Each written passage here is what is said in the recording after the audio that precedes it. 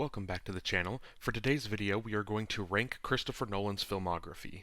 Christopher Nolan was born in 1970 and is from the United Kingdom.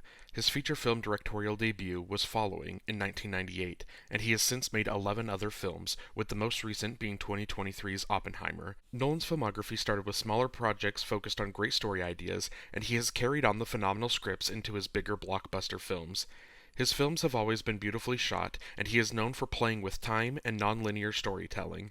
It was recently announced that Nolan is going to be knighted, and his wife Emma Thomas is going to receive damehood for their contributions to cinema. He has been nominated for 8 Academy Awards and won his first 2 Oscars at this year's ceremony, one for Best Director and the other for producing the Best Picture Oppenheimer.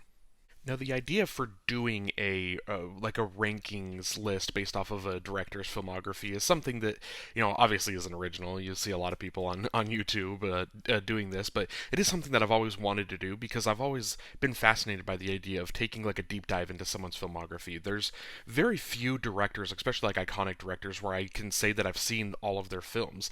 There's a lot of for like iconic film for iconic directors, it's easy to say that I haven't even seen like the majority of their filmography. So it's something that I've always really wanted to do, is really dive into a director and take a look at their entire filmography, right? And so the reason specifically for Christopher Nolan is something, again, this is another thing that I've wanted to do for a couple years now, where every year around the Oscars, obviously if you've seen any other videos on my channel, you know that I love the Academy Awards. I love just Oscar season. I love kind of the idea of awarding films and filmmakers for excellence and what they bring to the space. And so it's something that as the years have gone on, first it probably started in 2020 was the first year that I got really into the Oscars and watched all the nominated films, and then every year since, I've kind of wanted to add a little bit more and more because it's fun watching all of the films that were nominated at that year's specific Oscars, but I think it's more fun when you use the Oscar season as an opportunity to discover artists, to discover actors, to discover these filmmakers, and to just see what's led them to this point, what's led them to this film. And so in previous years, or this year, and I started this a couple years ago, where the morning of the Oscars, I'll watch whatever the most recent Best Picture nominee that I hadn't seen is. I'll always just kind of go back, and then, usually this year I did it with like Robert Downey Jr. And with a couple of the actors. When I know that there's someone who is for sure going to win like their category, I'll go and I'll watch a couple other films that I hadn't seen before of some of their other acting performances, just to kind of get a wider view of this is someone that that they're having a moment right now, that they're winning this Academy Award, and then I want to go back and just kind of experience a little bit more of their filmography and what they've done. And so this is kind of the start of something that I want to do moving forward. Is we'll see. Obviously it's kind of gonna depend year to year based on who wins. But going forward, what I want to do is whoever wins Best Director at the Oscars, I want to then go and spend the next month or so rewatching their or watching for the first time their filmography, and to just kind of again see what has led this director, especially if it's a first time winner like Christopher Nolan, where these 11 films coming up, where it's all led to Oppenheimer, where it's all led to this film that is kind of being is viewed as this is his moment, his crowning achievement. And so I kind of want to do this going forward, of just whoever wins the Best Director at the Oscars, then spend the next month or so just watching all of their films. And I figured once I've gone and done that, once I've rewatched all 12 of these films within the last month or so, might as well do a rankings video out of it. So a couple caveats before we get into the official ranking of these films. Christopher Nolan specifically has been one of those directors I've always been like fond of. I don't know if I would ever necessarily say that he was one of my favorite directors. I will say that now, after seeing all 12 of his films, he is one of my favorite directors. And I think what's important to note here is he has 12 films. All 12 of his films are good. There's not a bad film in this bunch. Obviously, I like some more than others, but you're going to notice a couple of these films kind of down lower on the rankings. That doesn't necessarily mean that I don't like them at all. Again, I like all of these films. It's just when you rank them from 1 to 12, obviously something has to fall a little bit lower. So that is kind of the caveat there. Again, the first couple films I named, this doesn't mean I don't like them. I obviously like these films. They just there has to be some down at the bottom. The other thing that I will mention again is this is just my personal ranking. This is my list, and if you've watched any other videos on my channel, I mention this all the time. I'm very fluid with my rankings and my ratings. So if you're watching this as of today, the day that I'm posting this, in early April of 2024, this is my list. If you're watching this in May of 2024 or later, I'm sure some of these films might have possibly already kind of switched around. Again, I'm very fluid with my list, and always am willing to whenever if I watch something recently, that can kind of bump it up or bump it down with it being a little bit fresher. So I'm sure this list will change, but just as of now, this is my list. So let's start with number 12, and it is Insomnia. Two Los Angeles homicide detectives are dispatched to a northern town where the sun doesn't set to investigate the methodical murder of a local teen. Insomnia was released in 2002 and was Nolan's third film. The film stars Al Pacino, Robin Williams, and Hilary Swank. Now, Insomnia, it's a film that is a remake of a Norwegian film of the same name, and so I think that is part of the reason why maybe I don't love this as much as I love all of Christopher Nolan's other films, because for me, Insomnia is the film that feels the least like Christopher Nolan. So when I'm, at this point, as, going through this binge of watching all 12 of these movies, this is the one that, to me, it feels the least Nolan. And I think that that's kind of interesting in the sense of maybe that's not really a good reason to not like it as much. I really do wish that maybe, I had was a little bit older and was just watching Nolan's film as it was happening in real time, because I think if that's the case, like if this was the third Christopher Nolan film you'd ever seen, I think maybe you'll hold this a little bit higher because you're not judging it based off of what he's done since and kind of the signature styles that he has of playing with manipulating time or doing kind of the non-linear storytelling of. And again, this does have a little bit, there are kind of like cutaway shots of like, the very opening scene of the film is kind of a shot that leads you to think like, oh, we're looking at something, and then you find out like obviously it's just a shot that's later in the film. But other than that, a lot of Insomnia is kind of very straightforward because it's not Nolan's story. It's a obviously again like it's a remake of an already existing film, and so I think that for me it's just in the sense of watching all of Christopher Nolan's filmography, watching it all so close together, this is just the one to me that feels the least like Nolan, and so in a grand scheme of his rankings, I think that's why it falls a little bit lower. Again, I don't know if that's necessarily fair, but that is just kind of the way that I'm ranking it right now. Again, it's still a good film. Al Pacino, I didn't necessarily like love his performance. It's not like it was some of the best acting I've ever seen, but it still is a great lead performance, and he really kind of puts you into the character's headspace as the film goes on. Again, not gonna, especially for Insomnia, because this is probably the one of the two Nolan films that's the least seen, so I don't really want to get into any spoilers necessarily, but as the film goes on, as developments happen within the plot and within the story, obviously the character, the journey that he is going on, it's his mental state, it's kind of deteriorating a little bit to the point that it's hard to maybe necessarily trust him as kind of like the story to the don't know what the word I'm looking for is, kind of as the focal point, the entry point into the story, because maybe he's a little bit of an unreliable narrator, I think is kind of the phrase I was looking for. But again, as the film is going on, obviously he's kind of getting a little bit slower, a little bit, I don't want to necessarily say weaker, but he's just, again, without spoiling it, he is growing tired, and he really does a good job of kind of putting you in that headspace, and so you do feel that. You feel kind of this ticking time element that's going on with the story. And then obviously, Robin Williams and Hilary Swank, they kind of are providing two different energies. They're coming in with two different character plot, just the way that what they're bringing to the plot is very contrasting, and it's very different. And so if you haven't seen Insomnia, it's a good film. I would recommend going into this nearly as blind as possible, because there is bits of it that kind of is set up a little bit as a mystery, and I think the more you know, if you've seen the trailers or if you know a little bit, honestly, based on just what I've said, maybe you can piece a little bit more of it together than you probably would want to know going into the film. But I would recommend seeing this as blind as possible if you are interested in checking out Insomnia. Coming in at number 11 for me is Dunkirk.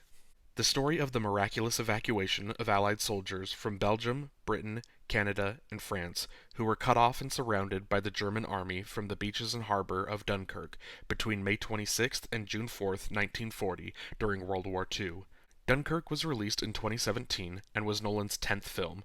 The film stars Fionn Whitehead, Mark Rylance, and Tom Hardy. Now, Dunkirk obviously just coming out, in 2017, 2017 was kind of the year that I started really getting into movies. I don't know if I've mentioned a whole ton on my channel, but Get Out was in 2017. That was kind of the first one of the first films I watched that made me just like fall in love with movies. And so again, 2017 was that year that I was really getting into movies, but I didn't see Dunkirk. It was one of the films that I didn't catch that year, and so I hadn't seen it until it was probably maybe 2 3 years ago. I think was the first time that I'd seen Dunkirk, and I didn't love it the first time that I saw it. I think I maybe I just wasn't giving it enough of my attention. Maybe I was a little distracted, maybe just on my phone or something while I was watching it the first time a couple years ago. But I really didn't enjoy it that much then. I definitely on this rewatch, I watched it a couple days ago, and I enjoyed it a whole lot more. It is a good film, and it is again another one of those just beautifully shot, like the opening scene of them just kind of walking down the street as like the papers are falling from the sky. There is a lot of just really creative and beautiful cinematography and production design that is coming into this film that is just creating this great environment, and so I will give it a lot of that. A lot of the technical stuff is done very well with the story, and it does make it again. It is a good film, and I'm glad that I gave it a rewatch because I did enjoy it a whole lot more. On this second watch, and I think one of the things that is maybe not necessarily a criticism. I mean, maybe for some people they will criticize the film for this, and it is something that they kind of don't love about the film, but the film it does a thing where there are so many characters and we're bouncing around from character to character, right? And so we're bouncing around from the kind of some of the soldiers on the ground, then we're bouncing to the pilots up in the air, and then we're bouncing to the people on the boats, and obviously once you're just talking about the soldiers on the ground, there's multiple groups of soldiers, and then we're also, even when we're there, we're kind of jumping the again, talking about the non-linear storytelling, we're kind of maybe a little bit, some scenes are kind of flashbacks, and then we're watching the land story kind of from here, but then the boat is kind of a little bit later. But it's another one of those things where there's a lot of different things and they're all kind of meeting toward one spot. All of these storylines, they're all coming together, and even though maybe we're seeing them in different, some of them are a little sped up than others, and some start from a little bit further back, so it does kind of create this situation where it's not as easy to always tell exactly what's going on. But I do think that it works well for what Christopher Nolan is trying to do, because I think the main thing, and like I was saying, there's so many characters, none of the characters are necessarily like the lead that we're so focused on, that we're like hooked on, and it's not like the person that we're following through the whole story. There's so many different characters, and so what I think that all of those elements, between there not being a real focal lead character and there not being a clear consensus of like exactly at what point we are within the story, I think that all creates this environment where it really is the war itself. It really is this battle, what is going on here on at Dunkirk, that is kind of the story, that is the character.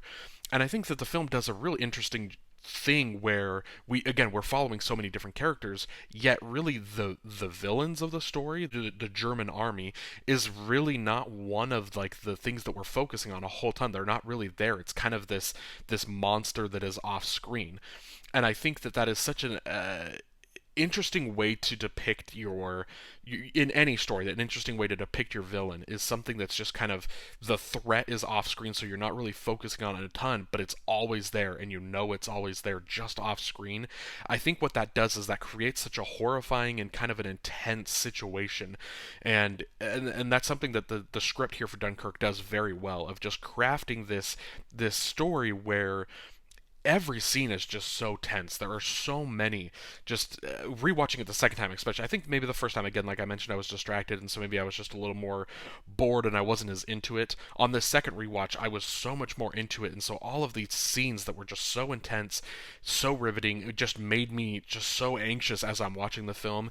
And so again, Dunkirk, it is a great film, and it does an excellent job of, again, just this tension of really giving you this satisfying film and this, obviously once you kind of get to the end, once you kind of get this to the climax, you get this release that just makes you kind of take a breath and realize that you just watched like kind of an epic story about this one specific battle, told again from a very unique perspective of just focusing on these specific like a ton of characters, but also just kind of on this specific event, with really the war being the looming the character or the main event here of this film. Coming in at number 10 for me is Tenet. Armed with only one word, Tenet, and fighting for the survival of the entire world, the protagonist journeys through a twilight world of international espionage on a mission that will unfold in something beyond real time. Tenet was released in 2020 and was Nolan's 11th film. The film stars John David Washington, Robert Pattinson, and Elizabeth Debicki. And so if you watched my last video that I posted on this channel, it's the what I watched in March of 2024 video. In that video, I talked about Tenet a little bit in that video, where I mention the first time I saw Tenet in theaters of 2020, I wasn't the biggest fan.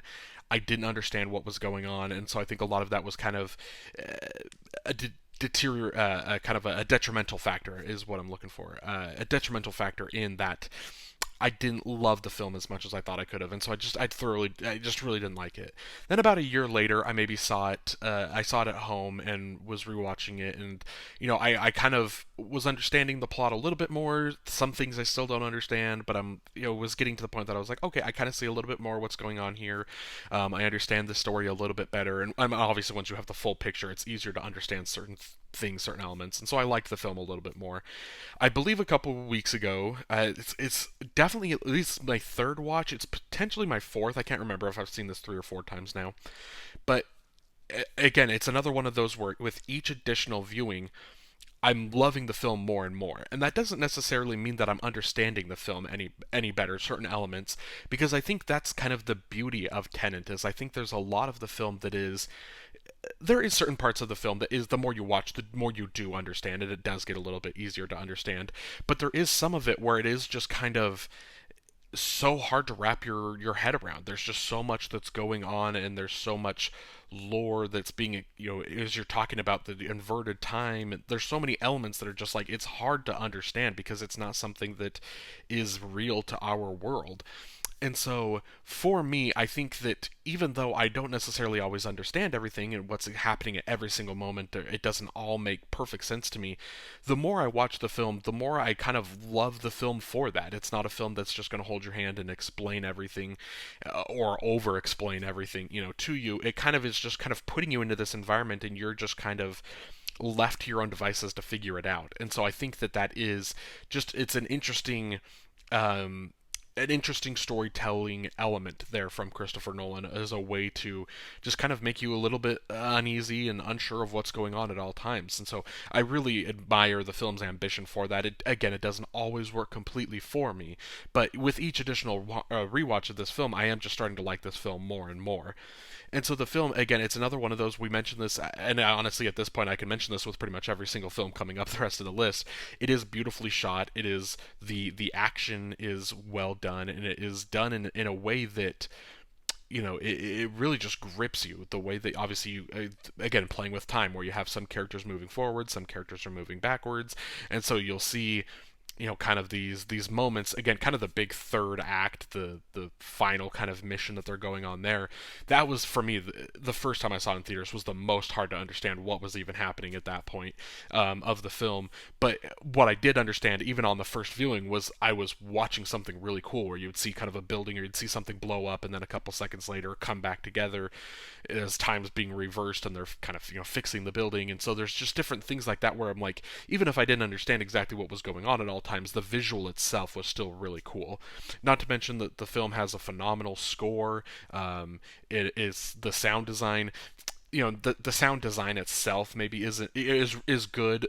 The mixing and the editing of it, obviously left a little bit to be desired. It was kind of hard to understand a lot of dialogue at times in the film.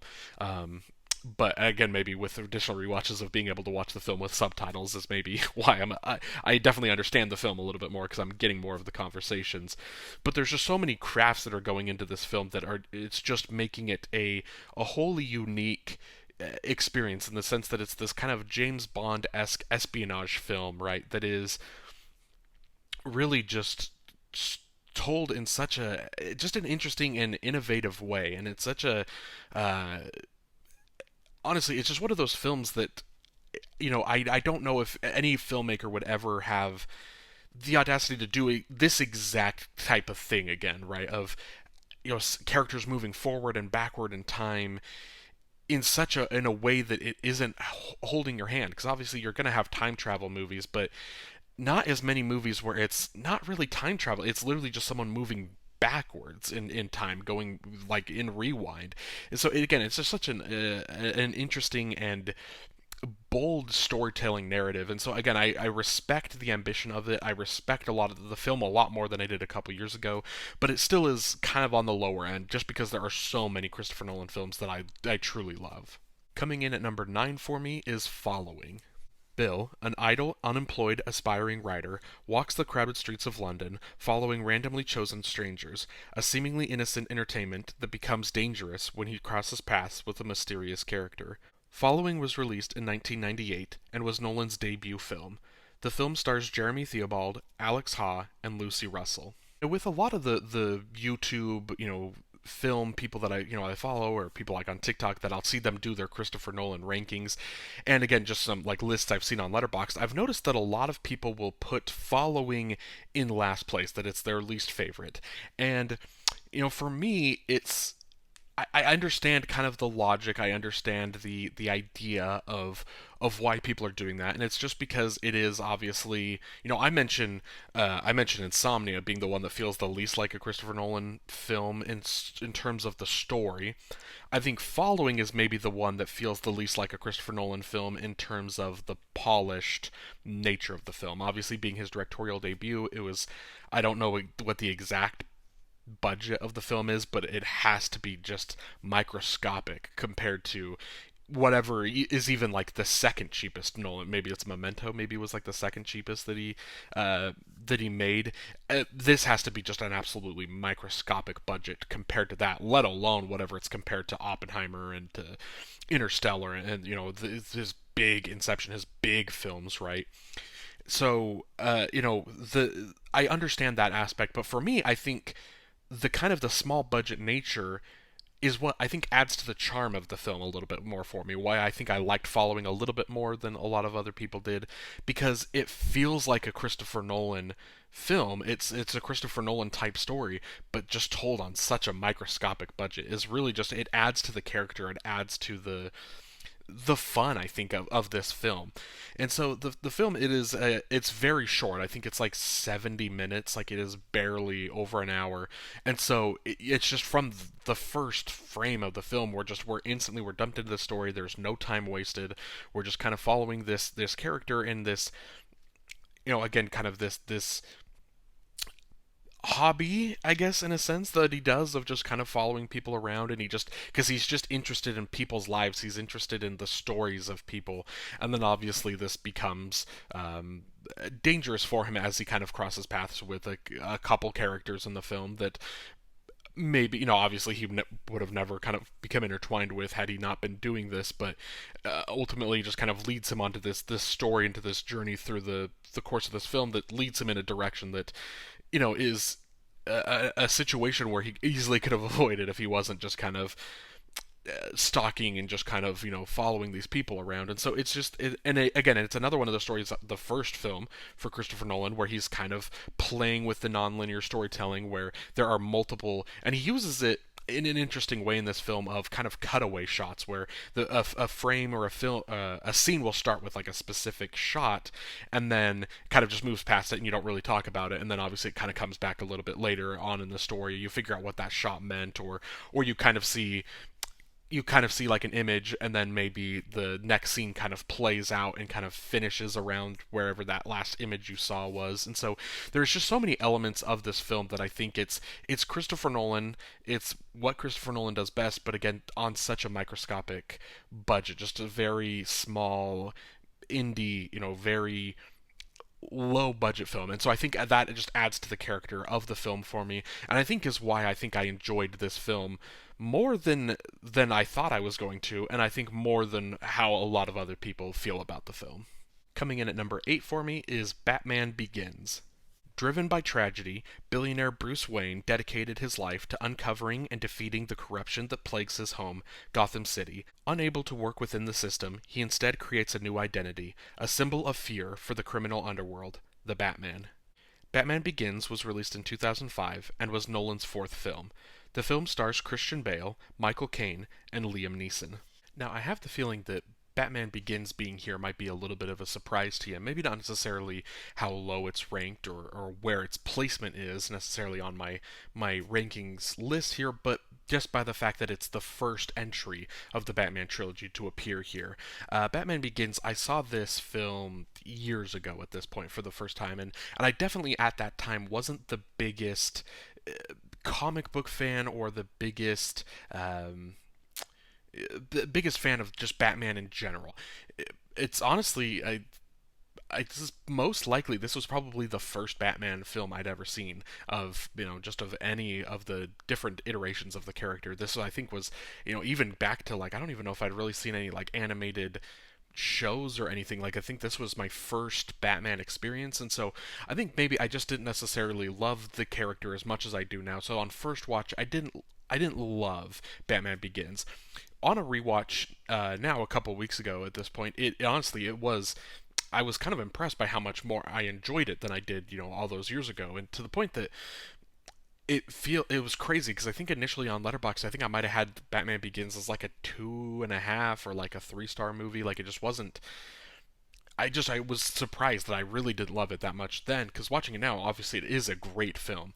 For me, it is still kind of my least favorite of Nolan's Batman trilogy, which I get. I think is kind of a little bit of a hot take. I feel like a lot of people kind of have a definitive 1, 2, 3 ranking of the Batman trilogy, and oftentimes it's with Batman Begins being in the middle.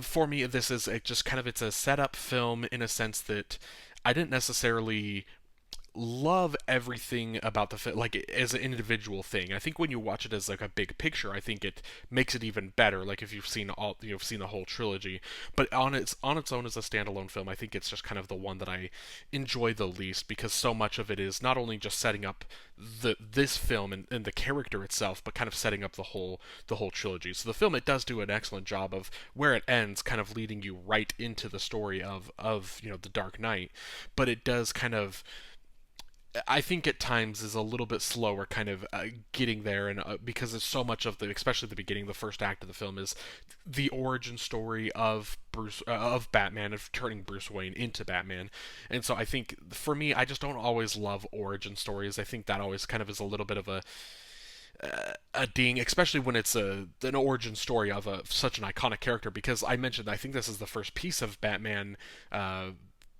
Film or like a TV show, like this was the first like thing I'd seen. I still knew the character. I was well aware of his story, his origin, of like who Batman is, how he becomes Batman. Obviously, the film does touch on some things that I didn't know necessarily, or at least in this iteration of the character, of things I didn't know about him specifically. But I still kind of knew the decent amount of the basic story of Batman, and so I think that for me is part of the reason why Batman Begins is my least favorite of the Batman trilogy. And then coming in at number 7 for me is The Dark Knight Rises. Following the death of District Attorney Harvey Dent, Batman assumes responsibility for Dent's crimes to protect the late attorney's reputation and is subsequently hunted by the Gotham City Police Department. 8 years later, Batman encounters the mysterious Selina Kyle and the villainous Bane, a new terrorist leader who overwhelms Gotham's finest. The Dark Knight resurfaces to protect a city that has branded him an enemy. The Dark Knight Rises was released in 2012 and was Nolan's 8th film. The film stars Christian Bale, Anne Hathaway, and Tom Hardy.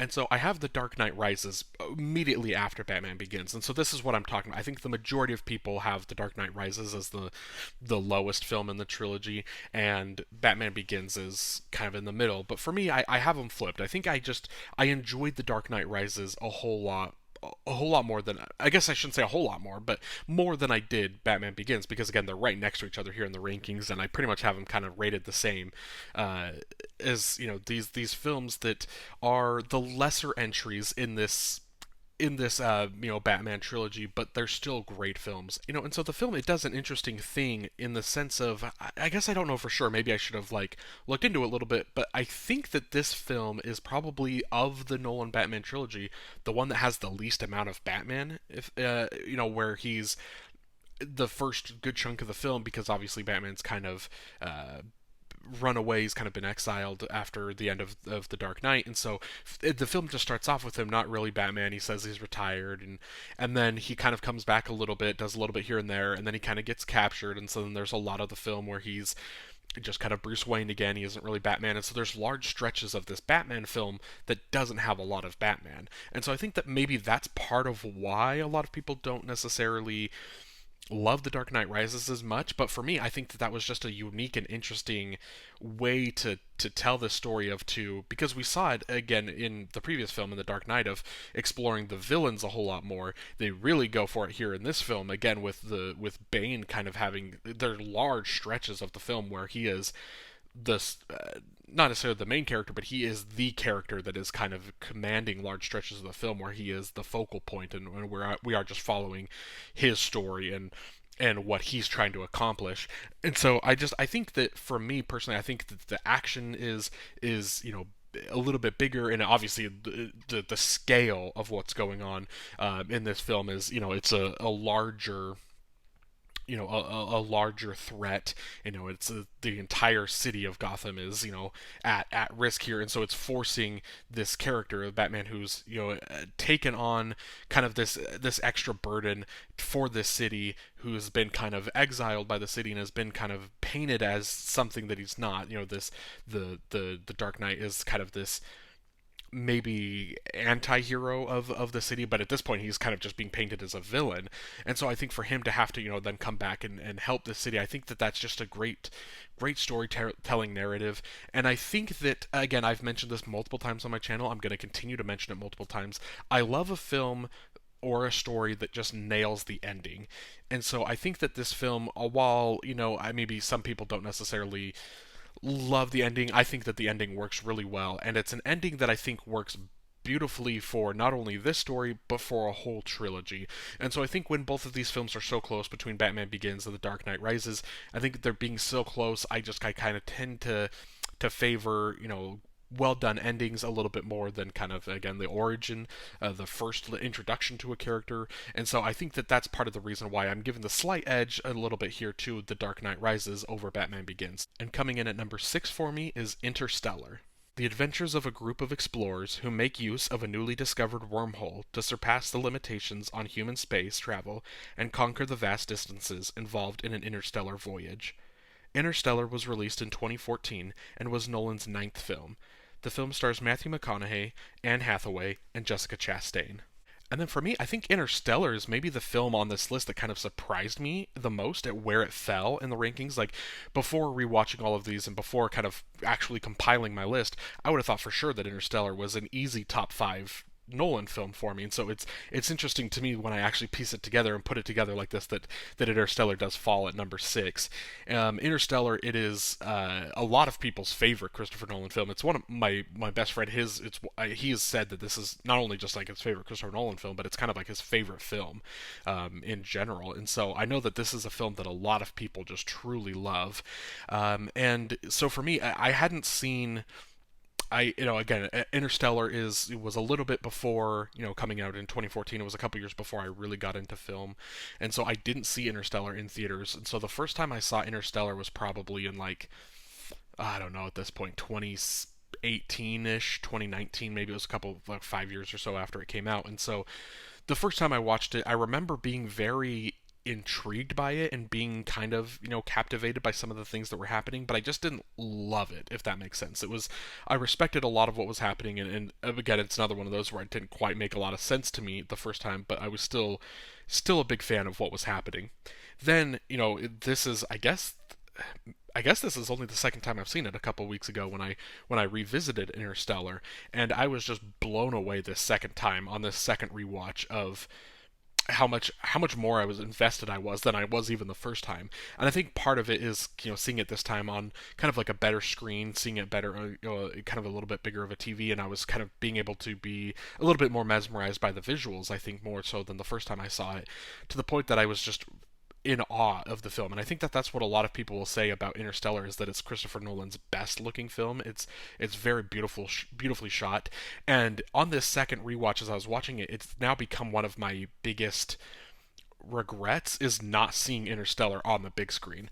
Luckily, we are living in a time where so many films for their 10-year anniversaries or their 25-year anniversaries, like so many films are getting put back into IMAX, or they're getting put back into theaters for like these weekend runs. And so I'm sure there'll be a time where I can see Interstellar again on the big screen, and I'll definitely check it out when I get that opportunity, because just again, blown away by the visuals of the film, that I would love to be able to see this on the biggest screen possible, and in the best quality. If it gets an IMAX release, would love to be able to experience this film like that again.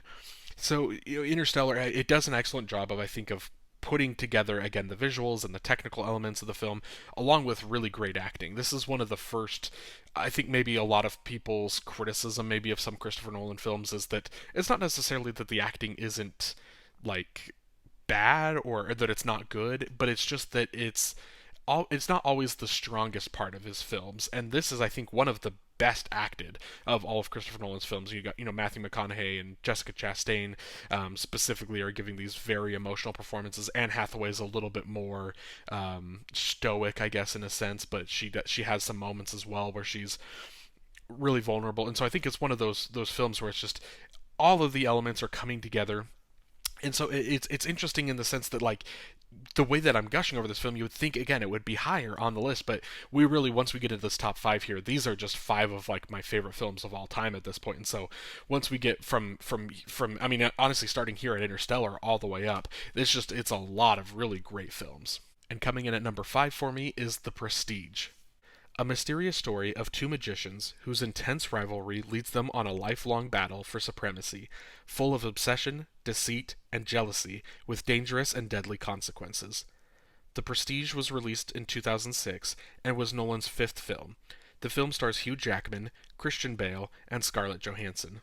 And so I think The Prestige has kind of a unique title, I think, within Nolan's filmography. Of It's maybe one of the bottom five-ish in terms of like people that have actually seen it. I don't know for sure. I guess I could have looked that up, but it feels like it's the one that not a lot of people talk about. It's not the one that a lot of people have seen, but those that have seen it love it, to the point that it's one of my other good buddies, his favorite Christopher Nolan film, and he's the one that introduced me to the film when I had never even heard of it. And so I think The Prestige is actually, it's interesting. I think it's maybe, of all of Nolan's films, I think this might actually be the film that I've seen the most, is The Prestige.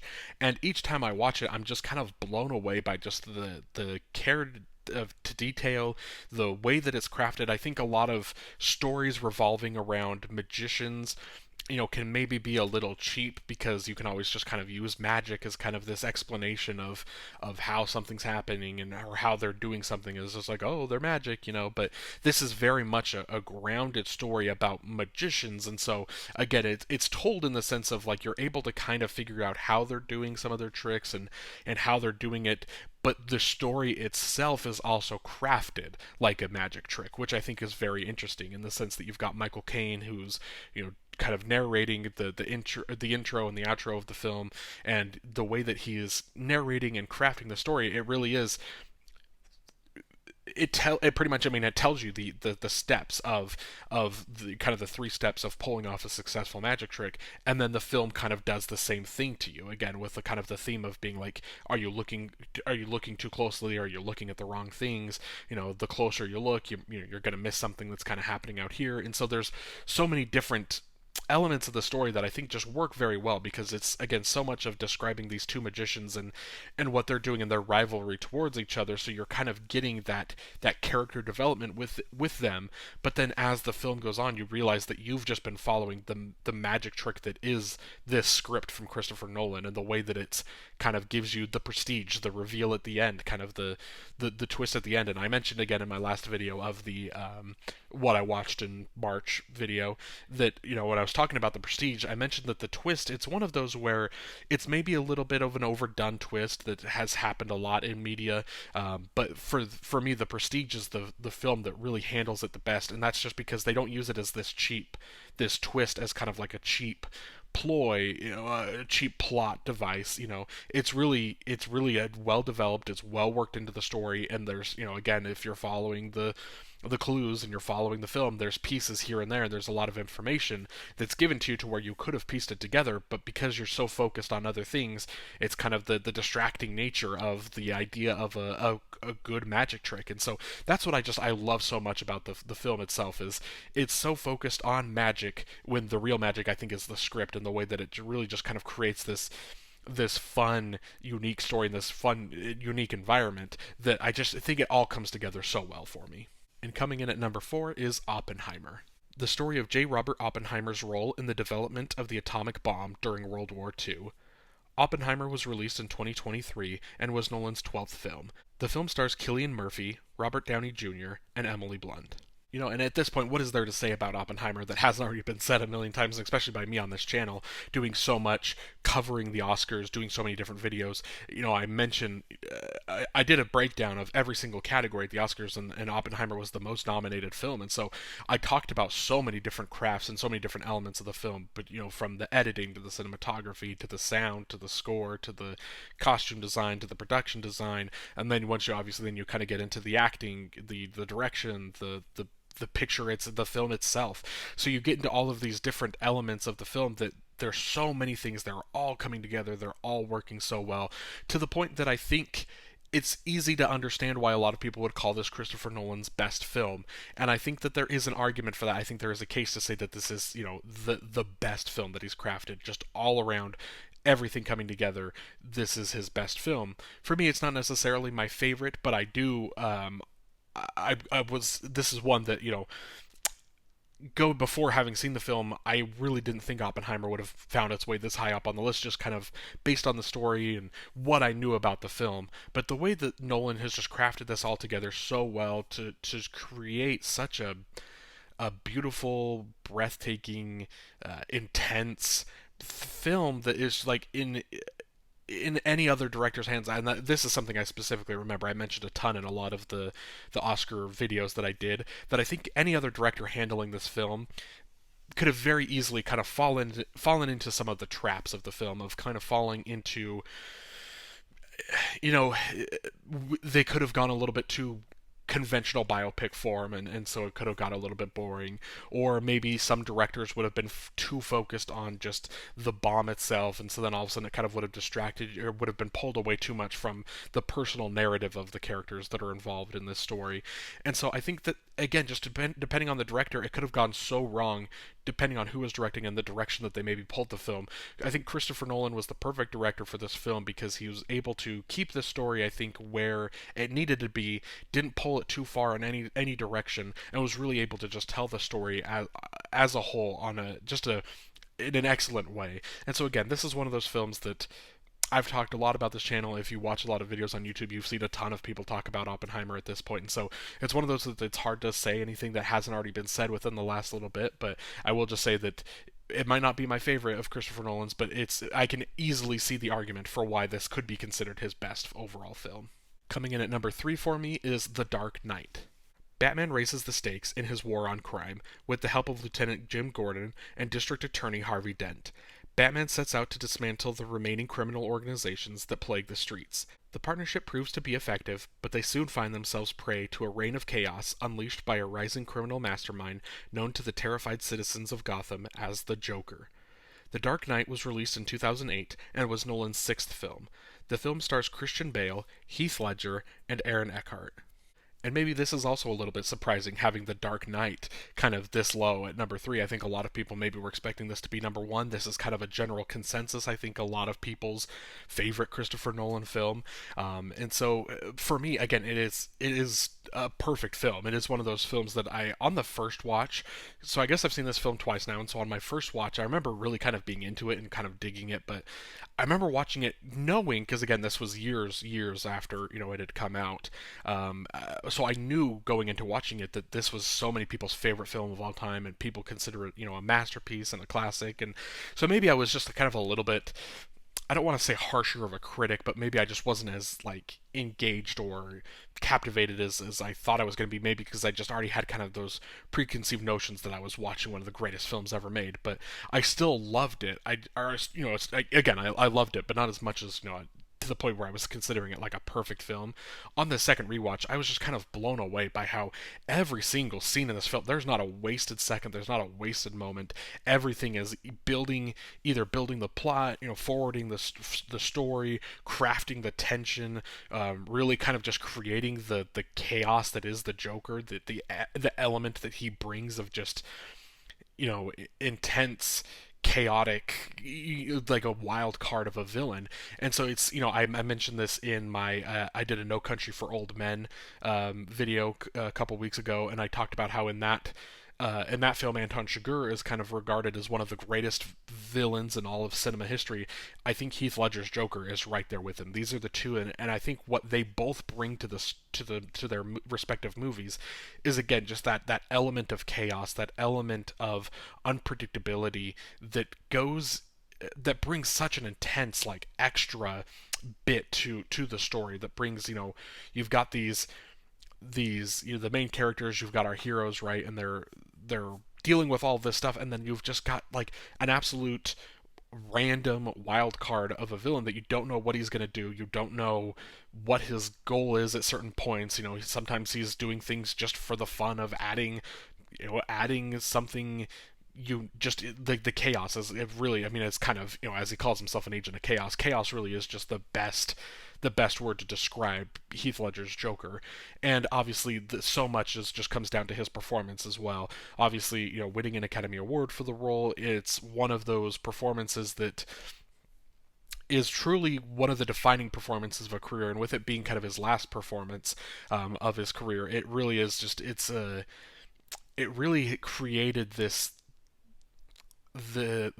idea of this performance just being so beautiful and being so intense and being so just unique to him, the way that Heath Ledger plays this character, the mannerisms that he brings to the character, it just, again, all of it adds to this level of just chaotic energy that the Joker brings anytime that he's on screen. And so again, just with the characters, with the villains, with again, and then also bringing in Two-Face, you got kind of the two villains that are kind of being brought in here in the third act of the film.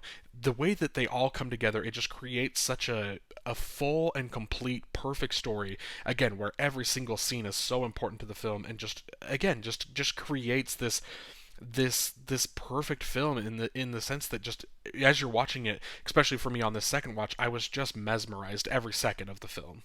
Coming in at number two for me is Memento. Leonard Shelby is tracking down the man who raped and murdered his wife. The difficulty of locating his wife's killer, however, is compounded by the fact that he suffers from a rare, untreatable form of short-term memory loss. Although he can recall details of his life before his accident, Leonard cannot remember what happened 15 minutes ago, where he's going, or why. Memento was released in 2000 and was Nolan's second film. The film stars Guy Pearce, Carrie-Anne Moss, and Joe Pantoliano. And so again, this is a ranking of my favorite Christopher Nolan films, right? So this isn't necessarily definitively I'm judging every single piece of everything and crafting what is like the best or the most perfect. This is my favorite. While I do think Memento, would score very highly as well in terms of just like the best if you came up with like a grading scale, like it is a really great film. I think I have it as a favorite a little bit more because of the personal attachment I have to the film, and that's both of both one and two on this list. I have a little bit more of a attachment to them because of the way that in which I watched them and the way in which I discovered these films. So Memento, it is the first Christopher Nolan film that I'd ever seen, and I watched this probably in, I guess I would have been like maybe junior high, maybe high school. I don't think I quite was in high school yet. I think I was in junior high when I watched it for the first time. Went over to a buddy's house and he was showing me this movie, and I remember him specifically telling me like it's a very confusing film. And but what he had told me was that like the film is going backwards, that it's kind of like it starts at the end and kind of comes to the beginning. And I remember that was being what I kind of knew going into the film. And he was right. When I watched it the first time in junior high, I remember not being really understanding exactly what was going on, but being so intrigued by the film to the point that it was one of those that like I loved the experience so much, even though I didn't, as you know, as a junior high aged kid, I didn't exactly know what was going on, but I still was so mesmerized and just loved the film to the point that I would tell people that it was one of my favorite films, and I still, for years later, would tell people it was one of my favorite films without having even like rewatched it ever, like after that point. And so a couple weeks ago. It was one of the first films I think I rewatched in my when I was going back and rewatching Christopher Nolan's filmography, and I think this is the first time that I'd seen this film in, I guess, in over a decade at this point. And so I was so excited to rewatch the film, and again on the second rewatch, I loved it, and the idea of telling the story where again what my buddy was telling me, there was truth to the story kind of going backwards. It's not as backwards as you think, as opposed to the if you had the story told in like a linear way, it's you clip out entire scenes and then you place it like on the timeline. So it's not really going backwards, but you're watching a clip from here to here, and then after that scene, you then come back to this point where the beginning of that scene is kind of the where the next scene will end. And so then you're watching a scene go this way and then it ends here, which was the beginning of that scene that you had already seen. And so it creates this really cool kind of fun thing of not really understanding what's going on in the story, but because and the reason that Christopher Nolan obviously did this was to put you into the headspace of Guy Pearce's character, to put you in the mindset of a guy who can't really remember what's happened in the last little bit, as the description says, within the last little 15 minutes. And so he's constantly forgetting things. He always has to write things down. He has like a bunch of tattoos on his body where he tattoos clues and information to help him solve the murder of his wife. And so it really is just, it crafts this kind of mystery. And I think what's beautiful about the film is because again it's this mystery that you're trying to solve with the character, but the way that the story is told, in the sense of you watch a scene and then it ends with like information that didn't make sense from a previous scene that you'd seen, but then it kind of is slowly, with each scene, it's kind of painting the full picture and it's giving you all the information that you were kind of missing out on as the film goes on. So it's kind of this, it's really a rewarding experience, I think, of a film, of crafting this mystery, but as each scene ends, you're getting that kind of the resolution to the previous scene where something didn't make sense. In a couple minutes, like 10 minutes later, then it kind of comes back together, and you're like, oh, okay, that makes sense. But then once that scene ends, it then leaves you with another question of like where that scene started. Well, how did these characters get to this point? And all of a sudden, you'll see a character, and then again, because some of the story is kind of going forward, and so you'll kind of know some of the characters a little bit, and so you kind of are like, okay, well, why are they acting this way now when they weren't, the last scene that I saw them? Like, what's different, and how have we got to this point? And so it really is this crazy, just unique experience of telling you this story in a way that puts you at unease. It makes you not really understand what's going on, but that is entirely the point, because it is putting you in the main character's mind, because he also doesn't really know what's going on, and so you're kind of discovering everything with him. And so it's just a really audacious and just very brilliant story, in my opinion. And so I truly love Memento, and for that reason it is all the way up at number 2. And so my number 1 film by Christopher Nolan is Inception. Cobb, a skilled thief who commits corporate espionage by infiltrating the subconscious of his targets, is offered a chance to regain his old life as payment for a task considered to be impossible. Inception, the implantation of another person's idea into a target's subconscious.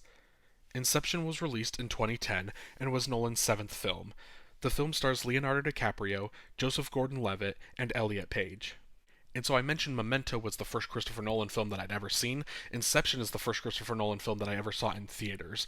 And so I think that that whole experience, that theatrical experience, seeing this movie with friends, it really just created an environment and a moment for me where at that moment it was instant that this is going to be one of my all-time favorite films. Like, I just was so in love with what was going on, and again, a kind of a theme with a lot of Christopher Nolan films, I didn't truly understand what was going on every single second, but I knew the general idea of what we were doing. I knew the general plot of what was happening, and I loved it. I loved the idea of telling a story like this, of going into each other's dreams and bouncing around and inside other people's heads, and then the idea of when you're in someone's dream with those characters then going inside the dream. And so it was just all of these different, like, elements to the film that it just blew my mind, as you know, in 2010, you know, as a teenager, of just seeing this film and just mind blown, of being like, this is the most intense, the most crazy, the most out there story I think I've ever seen. And obviously that is, I think, kind of a little bit more from the perspective of a teenager. At that point, I really hadn't seen a lot of films. Obviously, I know there are some crazy films kind of like this, or with that type of audacious, you know, concept and conceit of a film. But at that time, I had never seen anything like this, or I had even thought of like movies as being something like this. And so it really, just everything about Inception, the first time I saw it, blew my mind. I guess that's not true. So I remember I said that The Prestige is probably the Christopher Nolan film I've seen the most. I'm pretty sure I've seen Inception more than I've seen The Prestige, because I saw it. I think I ended up seeing it multiple times in theaters, and then I have watched it, you know, every couple years for the past, you know, who knows how long at this point. But it is a film that I'm constantly going back to, because even when you know the story, it still does just an amazing job of just kind of sucking you in, and you're just hooked from rewatching it. And every time you watch it, you're kind of engaged in the whole concept and engaged in the whole story in a way that, like, I didn't think I would be, having seen it so many times. But the acting from everyone is so phenomenal. The characters are so well developed. You get, you know, Leonardo DiCaprio, his story, you know, with Marion Cotillard, their family, the drama and the traumatic events that happens in their life, and then how that, and you know, impacts his relationship with his kids and with Michael Caine's character. And so it's such a personal story for these characters, and it's I think one of Nolan's films that I think the characters, you know, some of them maybe not so much, some of the side characters aren't as fleshed out as much, but a lot of the characters are just so fleshed out in the film, to the point that they are all adding to the narrative of the story. Their individual stories create and come into this, creating this bigger narrative, and involving so many different characters. And it's one of the films, again, I talked about it again earlier in this video. I talk about it in just about every video. I love a film that nails the ending. I don't know if there's a film that nails the ending for me as much as Inception does. It's one of the most discussed, one of the most debated endings in all of cinema history, you know, at this point. And so for that specific reason, it's one of those that they're already a perfect story. It's so interesting, and it's so investing throughout the film, and then you end it on that note. Everything about Inception just comes together so well for me, and so that is why it's my favorite Christopher Nolan film of all time. And that's it. That is all 12 of Christopher Nolan's films ranked. You know, if you're interested in seeing more of videos like this, let me know in the comments what directors you would like to see me kind of do you know, ranking videos like this going forward. It's something that, as part of this channel of wanting to become a better cinephile, you know, wanting to experience cinema in just really kind of, you know, get into it more than I have before at this point in my life. You know, I really am interested in just experiencing and deep dive into someone's filmography. So I really would love to do more of these videos. So let me know what directors you would like to see me do these type of videos of. I will say that, you know, for specific directors, you know, let's say, like, if you say Steven Spielberg, obviously, he's got so many films, so it would be a long process. But then he's got films like Catch Me If You Can or The Post, where he has films that I've seen but haven't seen in a long time, so I would want to rewatch those in order to give a good, accurate rating of where I would put him in, like, in my rankings list. So depending on the director you say, I mean, I'm gonna rewatch their entire filmography before doing a video. So I will admit that these type of videos maybe are gonna be a little bit more rare on the channel. Won't get into do as many of them, but I am really excited to do more of these director deep dives and ranking some of their filmography. So again, for the third time, let me know down below in the comments what directors you'd like to see me do next. Also, let me know in the comments of just your ranking of Christopher Nolan films. What are some of your favorites? What are some of your least favorites? What films do we differ the most on? And again, because rankings are it's your personal ranking, and so let's say Inception's your least favorite Christopher Nolan film. I'm not going to tell you you're wrong. Maybe we disagree and we don't see eye to eye on that, but I'm not going to tell you your ranking is any more right or wrong than what my ranking is. And so I think it really creates a fun environment of comparing people's rankings and seeing what films spoke to you as opposed to maybe didn't speak to me as much. And so yeah, let me know down below your ranking of Christopher Nolan films. It would be fun to kind of see where we differ and where we align on some of those thoughts. And so again, thank you so much for watching this video and have a great day.